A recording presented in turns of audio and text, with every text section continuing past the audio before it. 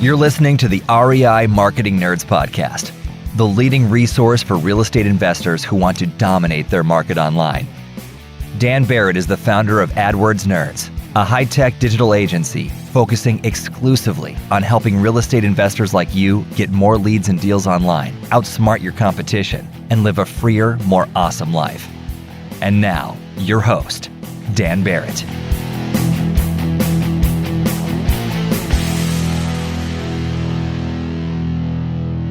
All right, hello, and welcome to this week's episode of the REI Marketing Nerds Podcast. As always, this is Daniel Barrett here from AdWordsNerds.com.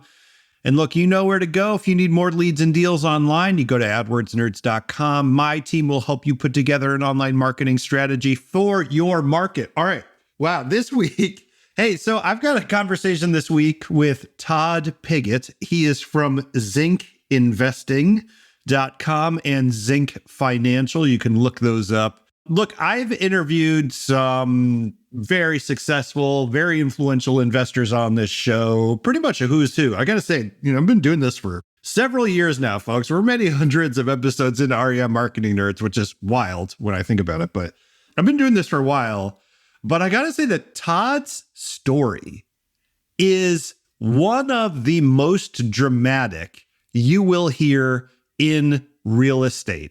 It truly is a story of wild success coming from very humble beginnings and situations. I mean, we're talking about, you'll hear this in the interview, but we're talking about a moment where Todd is sitting in a truck with literally only $17 to his name. And then we follow him to doing $100 million in real estate deals, doing over $1 billion in lending through Zinc Financial. I mean, truly a absolutely wild story. And I got to say, Todd shares a lot. I do a lot of these interviews. I immediately start bugging him about, how did you do this? How do you hire? How do you build a team? How do you build company culture? We have an incredible conversation. I cannot wait for you to hear my conversation with Todd Pigott from ZincInvesting.com. So without any further ado, let's get into the interview. Todd, welcome to the show, man. Thank you so much for being here.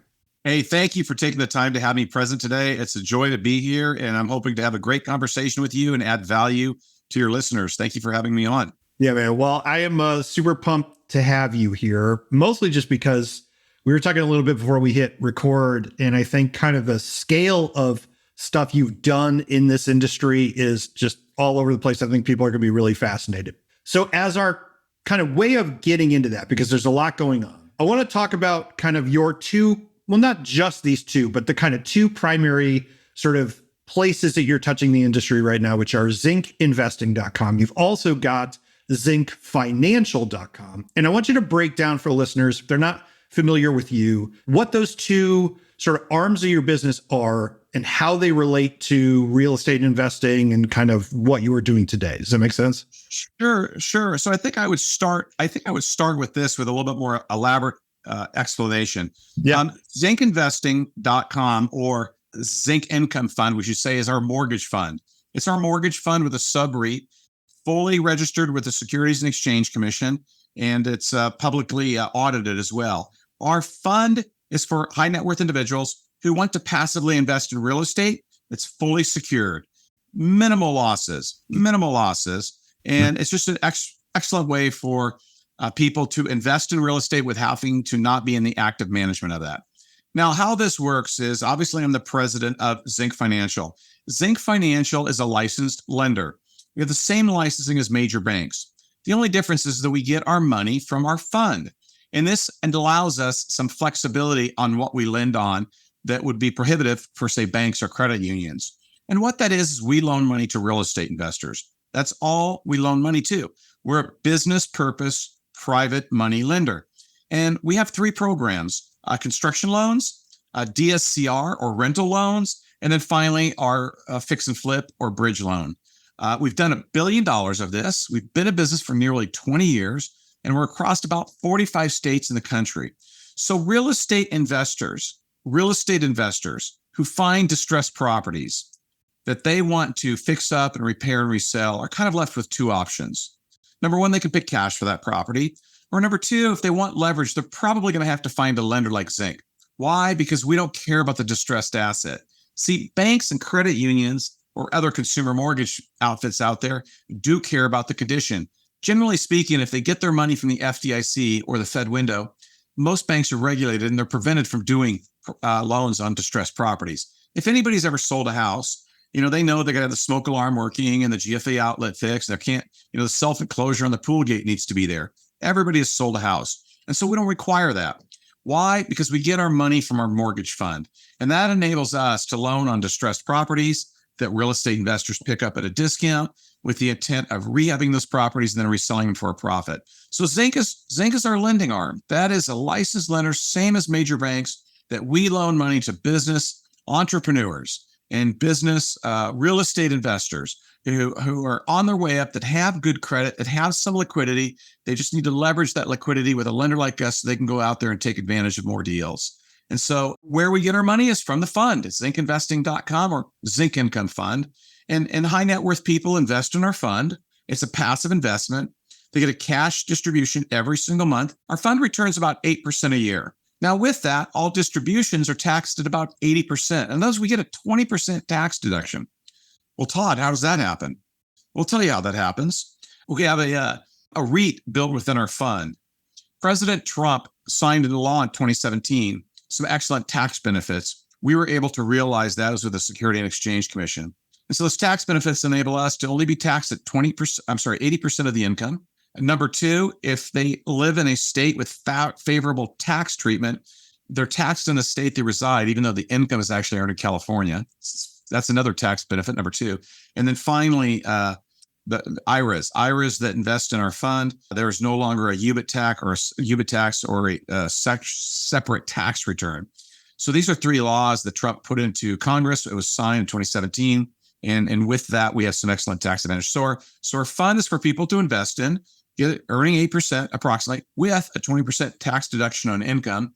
And then we take that money and we loan it out to good credit-worthy, good borrowers that are buying properties with the intent of fixing, flipping, and reselling. And I tell you, I'm excited about my business. I'm passionate to be here. I really like it. And it's just done very well over our last 18 years of operation. Well, first of all, that was a great explanation. I want to go back to something you said at the beginning. You sort of mentioned it in passing, but I want to underline it where you said there's $1 billion in $1 billion in lifetime lending. We've done Zinc Financial has lent far in excess of $1 billion in lending. And I happen to know from our conversation before we started, you've also done $100 million in fix and flip yourself. Is that the case? Correct. Yes, I have fixed and flipped since 1996. I have bought, repaired, and rehabilitated over $100 million of real estate. And we have then become a lender, and now we've lent over $1 billion in our lifetime. Obviously not all at one time. So we're pretty, known in this space. We've done a lot of lending for real estate investors. Yeah. And we have fixed and flipped a lot of properties ourselves. I've done this myself, personally done it myself. I got to tell you, I've done it all. I mean, I've been shot at properties. I've had properties vandalized. I've had properties burned down. I've had the squatters that I've had to evict, drug houses, you name it. I've seen it all, but we have navigated all of those situations. I know about plumbing issues, roofing issues, fascia issues, pest reports, HVAC, you name it. We did it. So yes, we've done a lot of fixing and flipping of properties. Super enjoyable, by the way. I got to tell you, if there's one thing I like, man, it's taking a house that's the worst on the street, right? It's got overgrown weeds. It's got an engine in the front yard, and it's got Christmas lights that have been hanging over the front door for the last 5 years in the middle of summer. That's that house. We all know it. And so that house is a dump. It's got some squatters in it or some druggies in it or just a bad situation. Being able to take that out, it's a win-win scenario. Being able to take that property and gut it, usually down to drywall, and then completely rehabilitate that with new flooring, new lighting, new paint, better baseboards, new cabinetry, and then some new appliances. We stick in clean steel. What's that? Well, it's fake stainless steel. It looks the same. It's only about 70% less. So stick in some clean steel appliances, and boy, you got yourself a new home. It looks fabulous. And here's what happens. The neighbors come over. They're excited. They haven't liked that house for the last 2 years. People in it were druggies. They were bad people parking on the grass. The neighbors are excited. We get cookies brought to us. Gosh, you fixed up this house. It's amazing. So the neighborhood has been improved. Now, the real estate investor has, or the real estate investors made some money. Our average investor makes between $20,000 and $70,000 per flip. So he's made a few bucks. Then that first-time home buyer that was not able to get a home has now got the chance to own a home. So they're into an entry-level home in a great neighborhood with a completely rehabilitated house. So we improve neighborhoods for society reasons. We help out the neighbors. We help the real estate investor earn a few dollars. Somebody gets a new home. And then on top of that, our investors in Zinc Income Fund earn a favorable return, fully secured, first position deed of trust on these properties, and our investors win. So our investors win, passive income of 8%, tax deduction. Our borrowers win because they make 50 grand on a flip. We win because we do the loan. And then the person buying the house wins because they got a nice new fresh house. And this is typically their first home.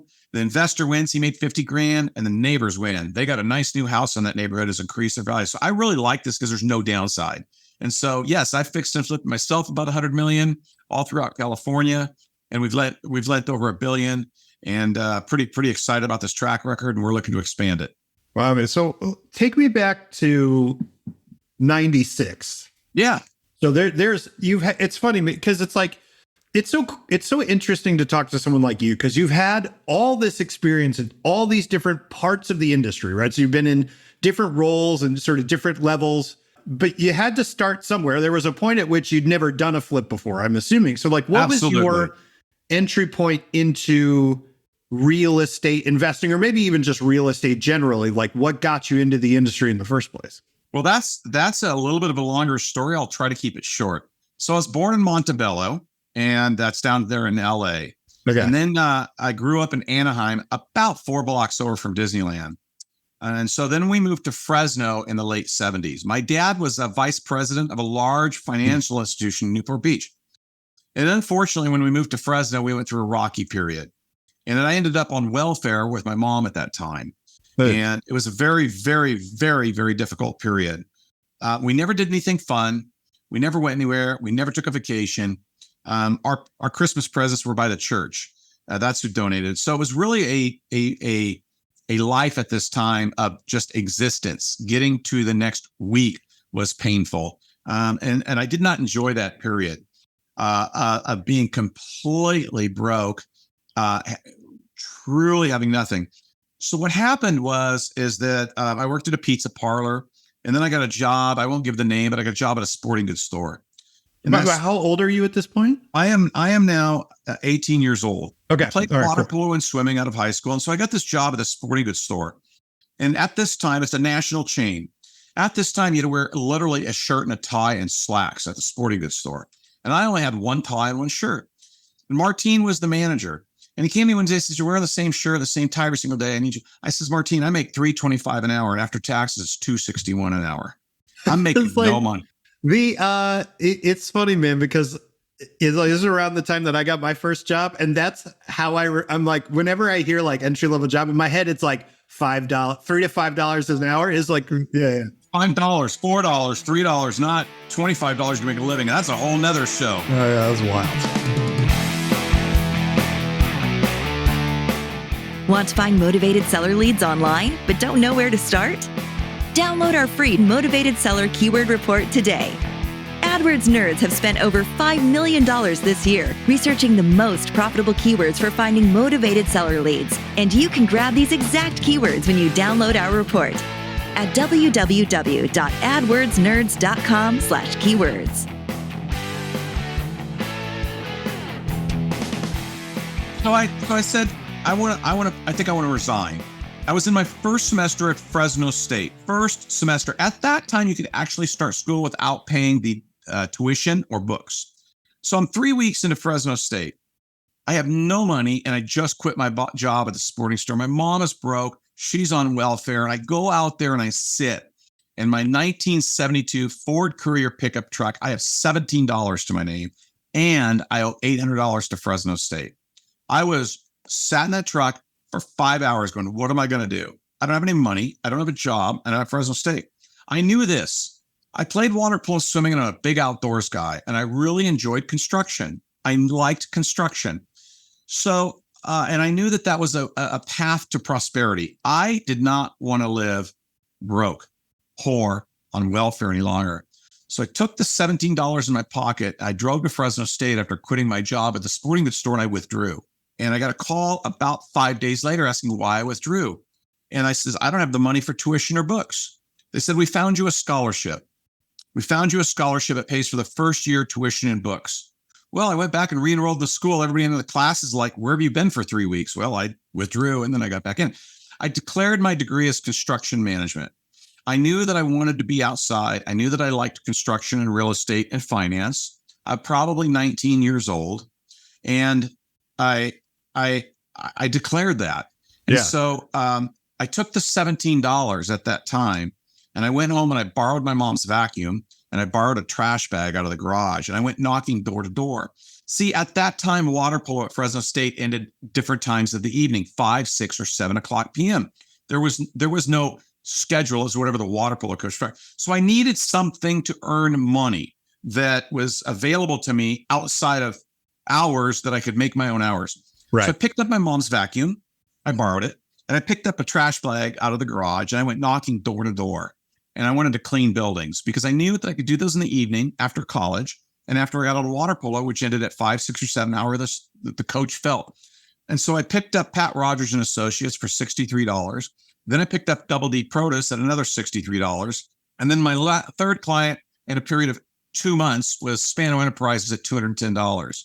My first month, I made almost $500 cleaning these buildings, borrowing my mom's vacuum in this trash bag. I had to, her bag in the vacuum was disposable. Yeah. So like I actually pulled the lint out of a disposable bag and threw it in the dumpster because I didn't even have the money to go get a disposable bag.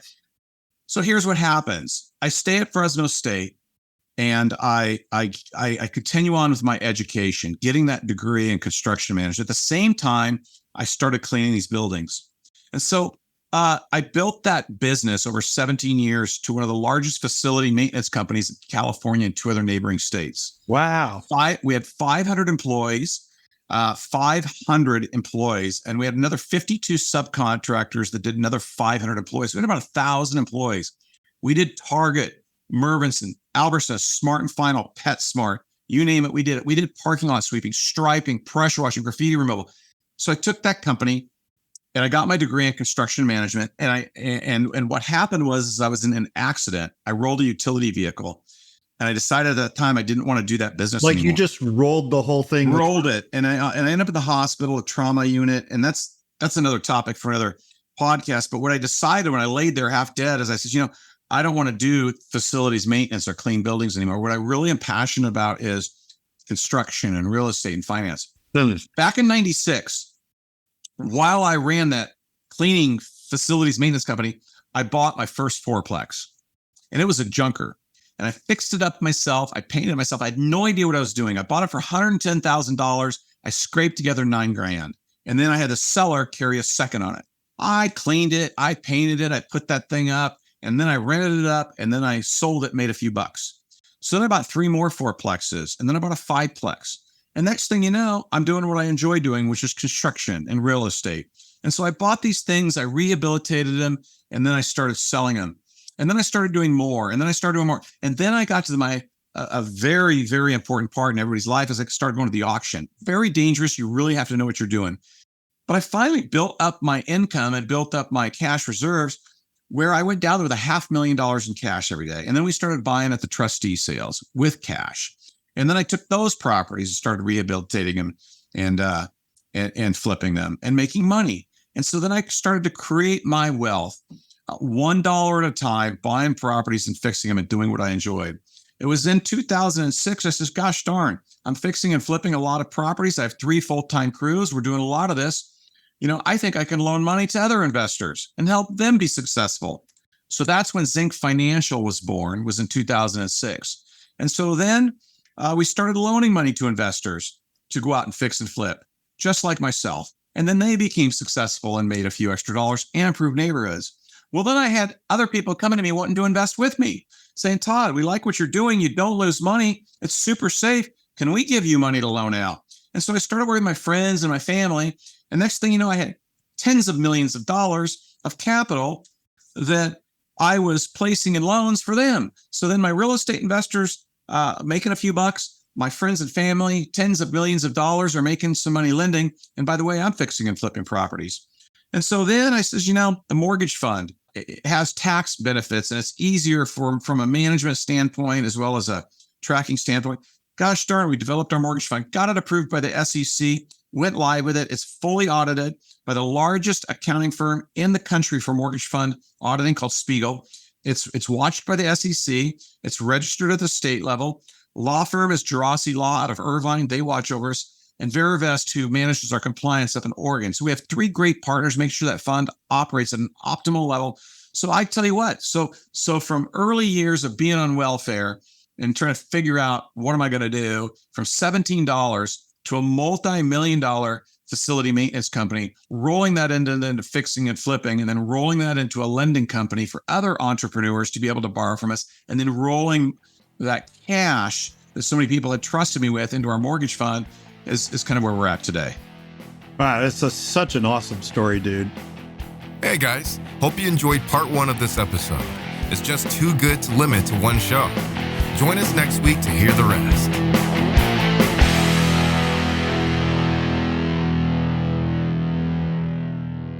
This is the podcastfactory.com.